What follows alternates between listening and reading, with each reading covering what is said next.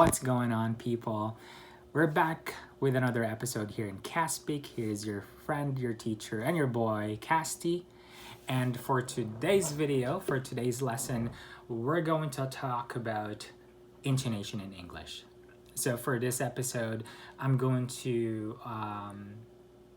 describe what an intonation is, number one, and number two, I'm going to talk about the different intonation patterns that we use in English, the most common ones, or rather the intonations that we just use all the time. Anyway, so what is intonation? That's the first question.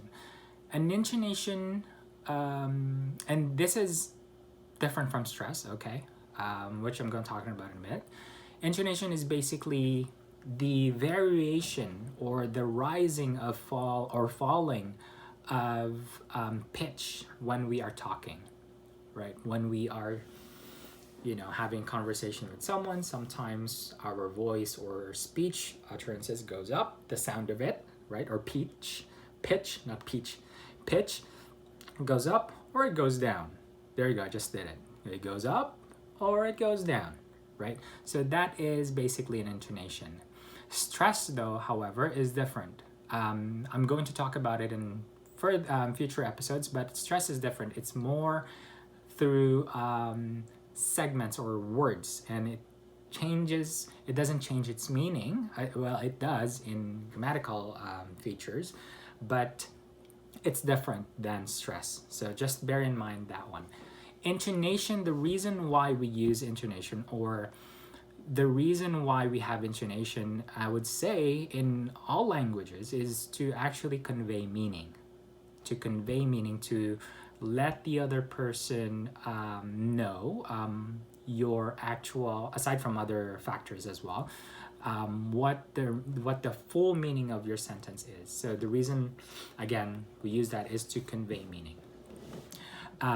So I'll give you an example as to what that means, and this is going to be the first common intonation that we use in English, and this is the rising, right? The rising intonation in English. We use a rising intonation in English when we use a question, and the type of question we use for that one is a yes or no question. What that means is that the question posits or ask you an answer of a yes or no. So an example would be, do you like apples? Do you like apples? Do you like apples? No, that's different. But do you like apples? Another question would be, is it raining? Right? So when you ask those questions, it's asking whether if it's a yes or no. And what you'll notice is that at the end of the word, at the end of the sentence, the last word in that sentence, the intonation goes up. And that is to indicate a meaning that you're asking a question, which is a yes or no question. So with that example, we have, do you like apples? Right? Do you like apples? Goes up. Is it raining? No, it's not raining. It's sunny outside. Right? Are you hungry? Right? Are you hungry? So the intonation goes up, the pitch goes up, and the last word of the sentence. So that is one key point that you need to know. Okay, when you're asking a yes or no question, it goes up on the last word. Second, most common intonation pattern that we have is the falling intonation. And we use that in another question, a type of question. So the first one is a yes or no question. The second one is a WH question. What that means is that it is a question that starts with a WH. So WH questions are the what. Let's see if I get this correctly. What, where, when, who, when. And then of course there's another one. It's not a WH, but we still consider it as a WH. That is how.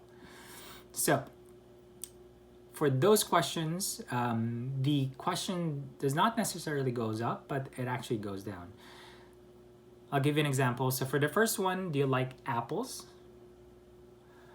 Let's change that to a WH question, and that And we can ask questions like, when was the last time you ate apples? It's a little long. All right, sorry about that, but it's a little long. When was the last time? You don't ask, when was the last time you ate apples? You don't ask it like that. What happens is that the intonation goes actually to the WH question. So the WH word in the first part of the question. When did you eat? When was the last time you ate When was the last time you ate apples? There you go. So it actually goes down. When was the last time? When was the last time you ate apples? It goes down. Apples, right? When was the last time you ate apples? It goes down. So the second example that we have is it raining? It goes up, right? So to change that, let's ask a question. When did it start raining? When did it start raining? There you go. So again, the rising, it goes up on the WH when. When did it start raining? When did it start raining? It goes down. So that is basically another, one of the where we use lowering or falling of intonation in English. We also use a falling intonation in English when we make statements, right? You can say, we're going tomorrow. We're going tomorrow. So we're going tomorrow. It's a statement. It's a definite statement. And when you have statements like that, most of the time we just put the intonations down on the last word of the sentence. It falls down. Now, another common situation, or sorry, not a common situation, but another pattern that we have in intonation English is the rising and falling of intonation. The rising and falling. So we have the rising, and then from questions yes or no, we have the falling of intonation when we have WH questions. We have rising and falling together in one sentence. I'll give you an example. If I'm giving you choices like, do you like apples, oranges, or pineapple? So if you are listening carefully, I'm gonna ask it again. Do you like apples, oranges, or pineapple? Right? So do you like apples, oranges, or pineapple? So we use the rising and falling intonation when we're actually giving choices to other people. When we are given choices or when you are not done speaking yet. I'll give you another example. I am going to be free. I'm going to be free. I just did it right there. I'm going to be free on Monday, Tuesday, Wednesday, and Thursday. So again, you have different options or you're not done yet with the way you're talking. So what happens is it goes up, it goes up, it goes up, it goes up, and it goes down at the last word. So again, I'm going to be free on Monday, Tuesday, Wednesday, and Thursday. Right? Monday, Tuesday, Wednesday, and Thursday. So that is that is another situation wherein we will rise and fall our intonation. Most of the time, really, the reason why we do that is because we're indicating or we're trying to tell the other person who's listening to us that we're not then done yet speaking. We have unfinished thoughts. We have unfinished, let's say, statements or things to say. And that is when we actually rise and rise and rise. And when you're done, you go down. You kind of like relax. So another instance wherein we use the rising and falling is when we have an introductory word or words or phrases, such as when we say actually, right? Actually, I'm going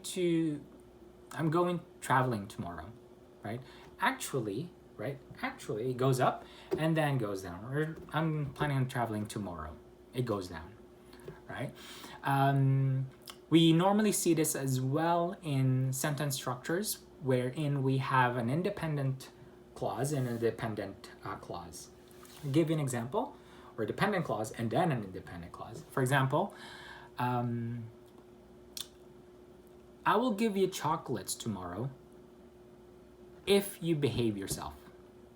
I will give you chocolates tomorrow if you behave yourself.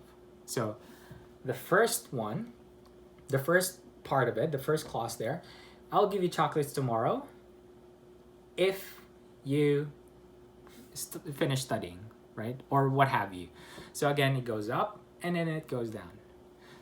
So those are your common patterns of intonations here in English. If I actually miss something, let me know. Let me know down in the comments below.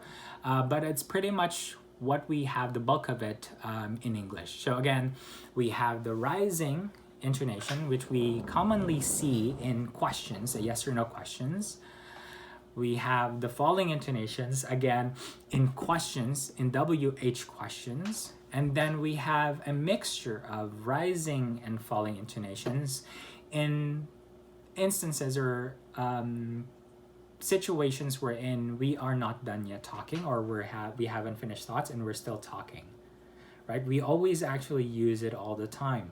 If you've been really listening to how my intonation goes up and down, you'll understand this. When I'm not yet done talking, there you go, I just did it. When I'm not done yet talking, then you'll hear something else. Then you'll hear something else. Then it goes down, right? So again, we normally use, and languages really use intonation to, again, convey meanings or to indicate something to the other person who's listening to it. Okay, so that is another episode of Cast Speak. Hopefully I explained this properly to you. If not, please, just comment down below. I'd love to maybe retool it, or perhaps, produce another episode in the future. But for today, hope you enjoyed this video, and I'll see you next time. Bye.